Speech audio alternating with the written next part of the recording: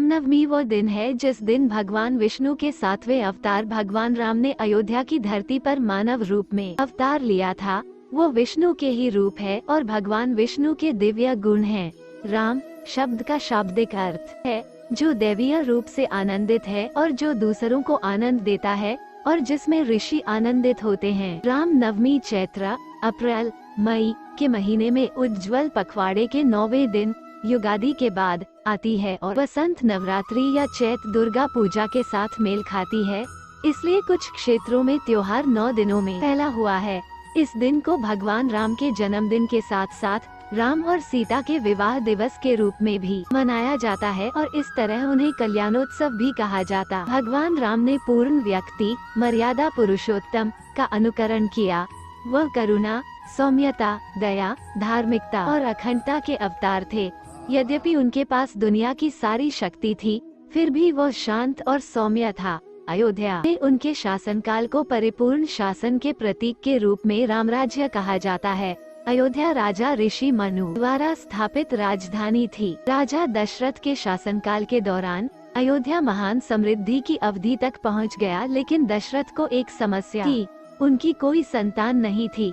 इसलिए उन्होंने अश्वमेध यज्ञ करने का निर्णय लिया। विस्तृत और कठिन अनुष्ठानों का अवलोकन करना पड़ा। ऋषि ऋष्यशृंग ने यज्ञ की अध्यक्षता की। इस बलिदान का प्रदर्शन अयोध्या में एक महान घटना थी। अंत में ऋष्यशृंग ने एक मंत्र का पाठ किया और अग्नि को अर्पण किया। तब आसपास मौजूद देवता, गंधर्व, सिद्ध और ऋषि ब्रह्मा से प्रार्थना करने लगे। तब देवता सहायता के लिए विष्णु के पास गए और उनसे निवेदन किया कि चूंकि दशरथ एक प्रतापी राजा थे, इसलिए उन्होंने अपनी दिव्यता के 4 अलग अलग अवतारों में अपनी 3 रानियों के गर्भ में जन्म लिया। जब दशरथ का बलिदान समाप्त हो गया तो बलि कुंड के ऊपर एक चमकदार आकृति दिखाई दी और राजा को पयसम नामक एक दिव्य पेय दिया, जो उनकी रानियों कौशल्या, कैकेयी और सुमित्रा को दिया जाना था।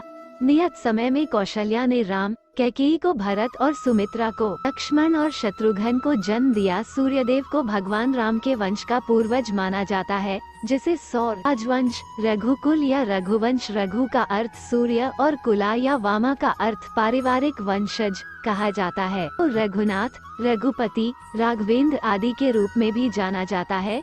ये सभी नाम उपसर्ग के साथ शुरू होते हैं।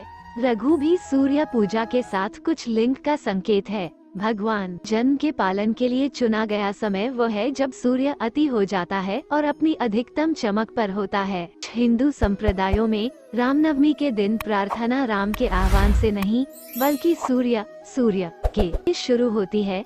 कई भाषाओं में सूर्य और प्रतिभा का वर्णन करने के लिए फिर से शब्दांश रा का उपयोग किया जाता है। संस्कृत में रवि और रवींद्र दोनों का अर्थ सूर्य है। रामायण की कहानी राम बनाम रावण के बीच की लड़ाई में प्रदर्शित की गई है।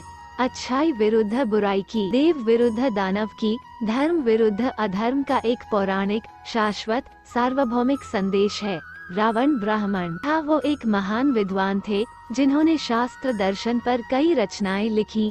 वो दिखने में शक्तिशाली थी और शांतिपूर्ण बनाने की आवश्यकता होगी, फिर भी वो अहंकारी और लालची था। उनकी अतृप्त इच्छाओं ने गतिशील और सुंदर था। लंका के प्रतिभाशाली सुंदर राजा के रूप में उनके पास वो सब कुछ था जो उन्हें अधिक से अधिक शक्ति, अधिक से अधिक धन और अधिक से अधिक महिलाओं को अपनी हर इच्छा को पूरा करने के लिए प्रेरित किया। राम और रावण के बीच मुख्य अंतर यह है कि भगवान राम का हृदय दिव्यता, प्रेम, उदारता, विनम्रता और कर्तव्य की भावना के साथ बह निकला। इसके विपरीत रावण का दिल घृणा और अहंकार से भरा हुआ था। भगवान राम दिव्य स्पर्श के तहत पशु भी उनके भक्त और उनके दिव्य सहायक बन गए। रावण के स्पर्श के तहत इंसान भी वर बन गए। नेक और दैवीय पसंद के माध्यम से राम दुनिया को अर्थ के ऊपर धर्म चुनने के लिए सिखाते हैं। जब वह राजा के रूप में राज्याभिषेक करने के बजाय जंगल के लिए निकलते हैं, अपने लोगों के लिए सब कुछ बलिदान कर दे। अपने खुद के आराम, अपनी सुविधा या अपनी खुशी के बारे में चिंता न करें। राज्य को अपनी जरूरतों के आगे रखने के लिए तैयार रहें।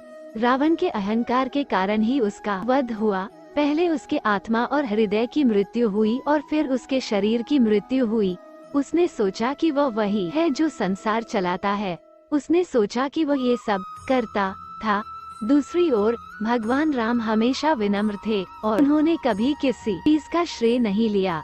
लंका में युद्ध के अंत में भगवान राम सीता जी को शहर भ्रमण के लिए ले गए। इसमें उन्होंने दिखाया कि जहाँ विभिन्न युद्ध हुए हैं, जब वे उस स्थान पर पहुँचे जहाँ उन्होंने रावण को मारा था और विजय प्राप्त की थी, तो उन्होंने सीता जी को केवल ये बात बताई, यह वह जगह है जहाँ रावण की मृत्यु हुई थी। उन्होंने यह नहीं कहा यह वह जगह है जहाँ मैंने राक्षस को कुचल दिया, या यह वह जगह है जहाँ मैंने रावण को मार डाला। नवमी एक त्योहार है जो राजा दशरथ के पुत्र भगवान राम के जन्म का जश्न के रूप में मनाया जाता है। ये सभी सदियों पहले अयोध्या में एक खुशी का अवसर था जब राजा दशरथ का उत्तराधिकारी पैदा हुआ था।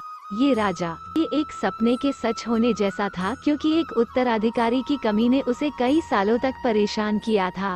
उनका जन्मोत्सव 9वें दिन शुक्ल पक्ष में अमावस्या के बाद मनाया जाता है, जो अप्रैल के महीने में आता। राम नवमी व्रत राम के भक्तों के लिए नित्य या अनिवार्य है और दूसरों के लिए वैकल्पिक है।